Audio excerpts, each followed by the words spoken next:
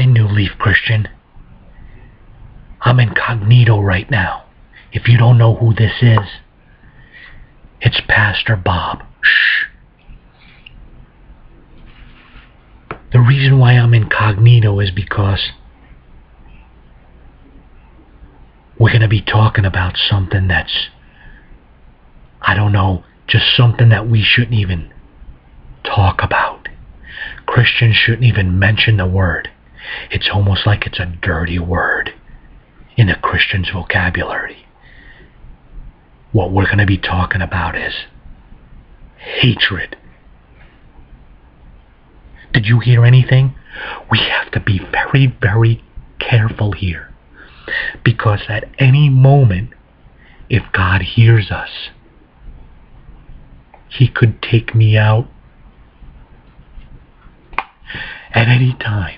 So shh, be quiet. See, God says some very crazy things about hatred.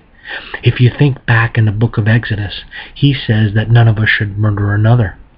We should never shed innocent blood. One of the 10 Commandments. But in 1 John He says, He goes even further and He says, anybody who has hatred in their heart for another brother or sister is a murderer.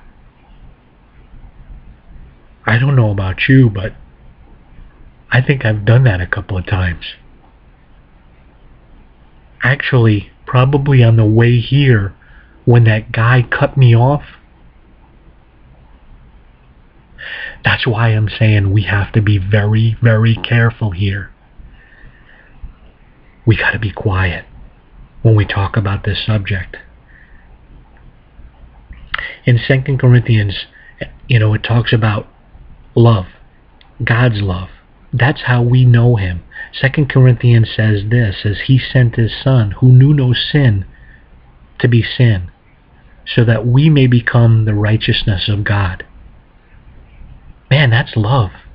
That's more love than probably I know about or you know about. And some people actually say that God must hate them. Shh. You can't use that word. It's a terrible word.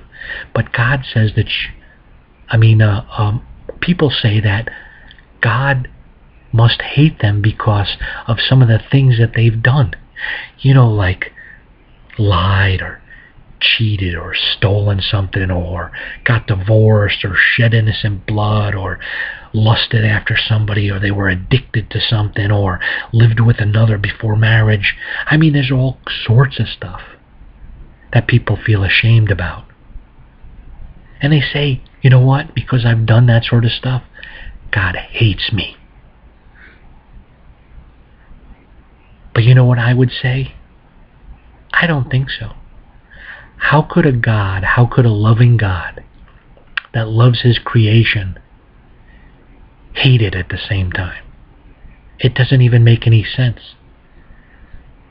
What I think instead is God hates what His creation has done with what He's given them, in their attitudes, in their behaviors, and in their action.